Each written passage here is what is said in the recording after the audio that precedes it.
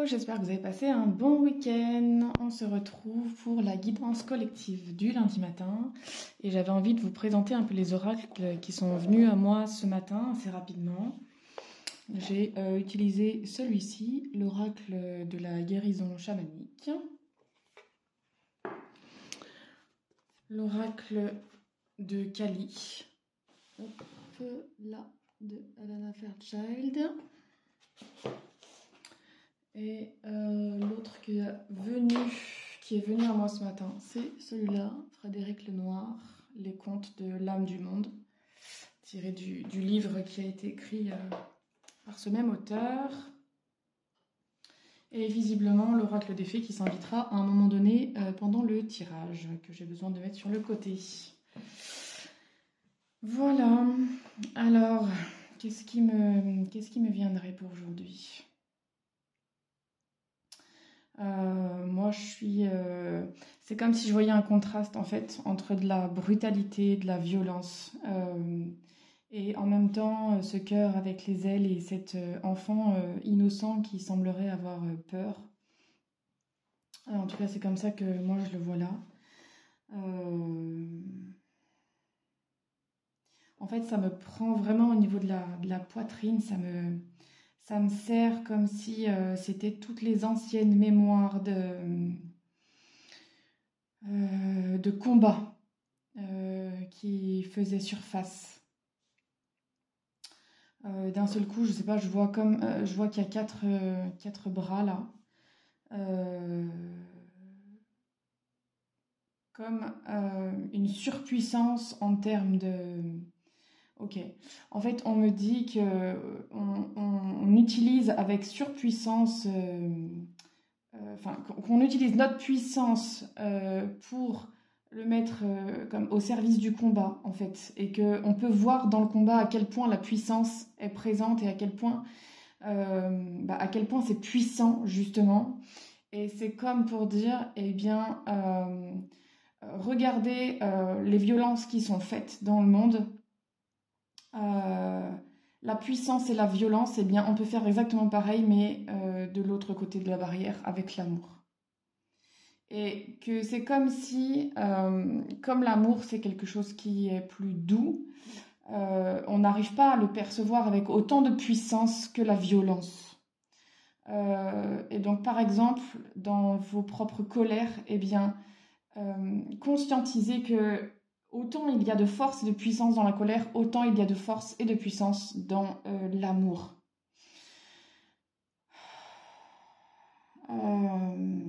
C'est comme si ça me serrait la gorge là de voir cet enfant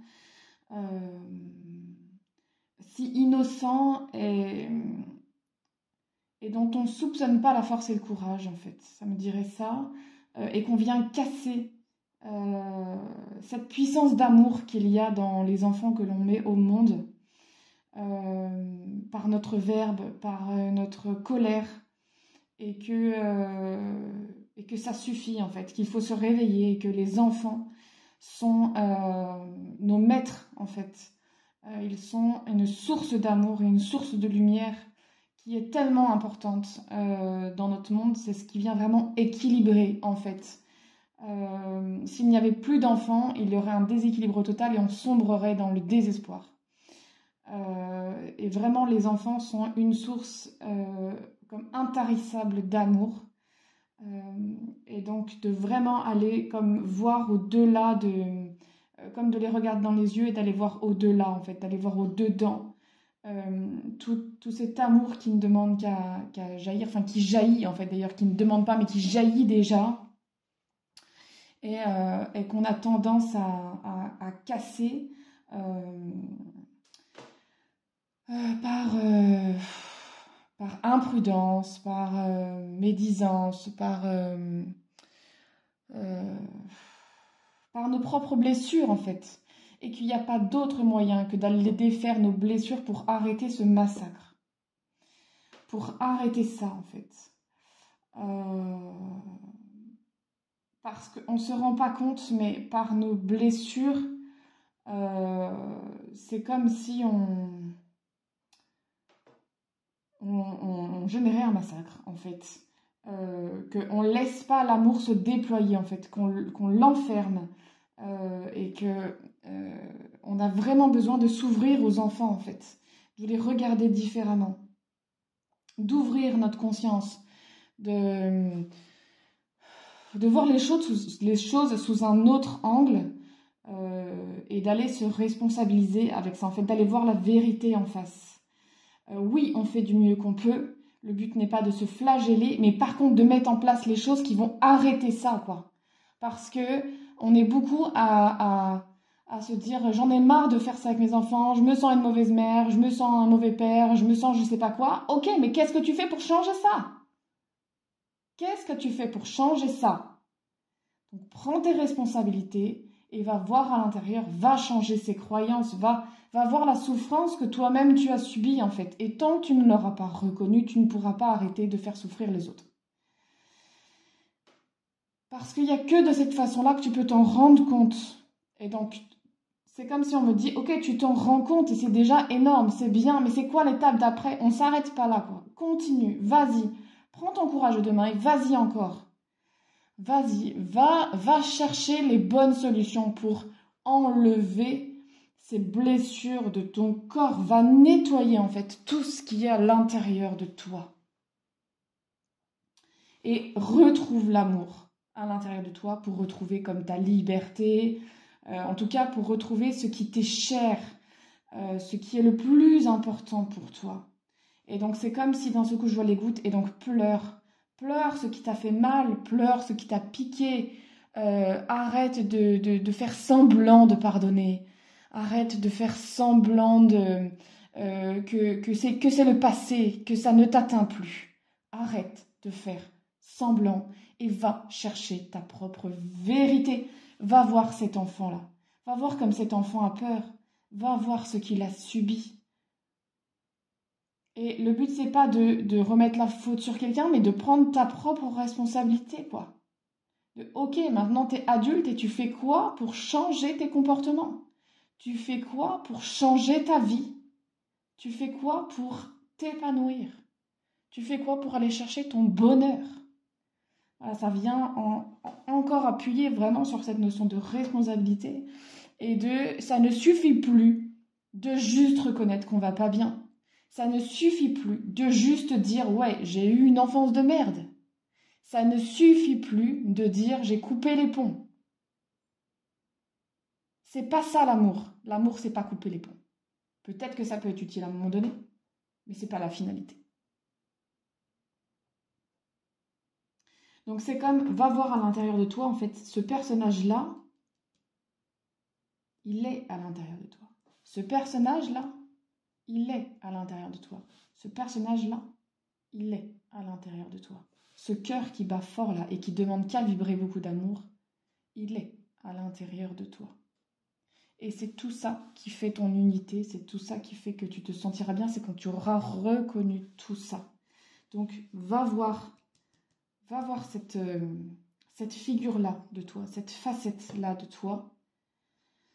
Parce que c'est aussi ça qui te donne ta puissance et c'est aussi ça qui te donne des ailes qui te donne du courage pour avancer, quoi, pour aller voir à l'intérieur de toi ce qui se cache, ce qui se passe et que les guerres qui sont dans le monde ne sont que le reflet de ce que tu as déjà à l'intérieur. Et donc arrête de renvoyer toutes les images vers c'est la faute de l'autre, ils sont complètement malades, ils sont... Oui, ok, mais toi aussi en fait. Toi aussi, t'es complètement malade de ne pas aller libérer tes blessures. Donc arrête de rejeter la faute à l'autre et va voir ce qui se passe à l'intérieur de toi. Et le peu que tu feras, ben, ce sera énorme parce que si chacun fait juste un tout petit peu déjà, eh bien c'est comme si ça va nettoyer la terre de ses impuretés. Parce qu'en fait c'est comme si on était des impuretés tant qu'on ne s'est pas libéré de toutes nos blessures et de tout notre karma.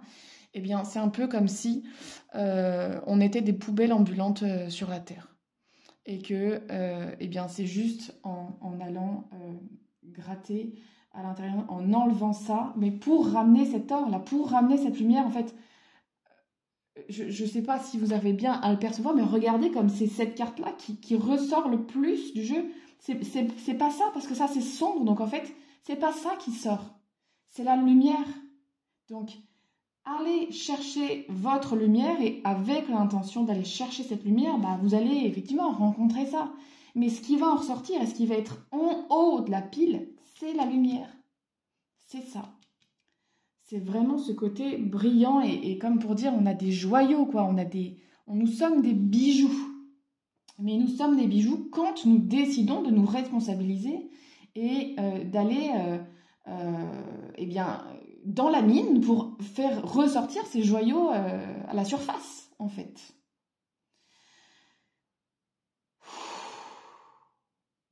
Ok. Eh bien, voilà. Ce qui avait envie d'être transmis aujourd'hui dans cette guidance collective. Moi, j'avais envie de vous faire passer un message personnel, mais du coup, c'est pas du tout la place. Donc, je vais laisser ça comme ça. Et puis, je ferai peut-être une autre vidéo à part pour exprimer ce que j'avais besoin d'exprimer de façon plus personnelle. Vous retrouverez le podcast vendredi sur toutes les plateformes, évidemment. Et puis, si vous êtes abonné à la newsletter, je vais remettre ça comme ça sera peut-être mieux quand même. Si vous êtes abonné à ma newsletter, vous aurez directement le lien, même si vous n'avez pas Deezer, Spotify, Apple Podcast, etc. Je vous mets un lien qui vous permet d'accéder en fait au podcast sans être abonné à toutes ces plateformes-là. Donc si ça vous intéresse, eh ben, n'hésitez pas à aller vous abonner à la newsletter, à mon Insta, etc., etc. Je vous souhaite une magnifique semaine et je crois que j'aurai des choses à vous partager cette semaine parce que j'ai eu 3 jours assez intensifs, révélateurs, etc. Donc voilà, si ça vous intéresse, eh ben, n'hésitez pas à aller vous abonner un petit peu à droite à gauche pour être au courant de tout ce que je fais. Voilà, et bien écoutez, je vous embrasse et je vous souhaite une très belle semaine. Ciao!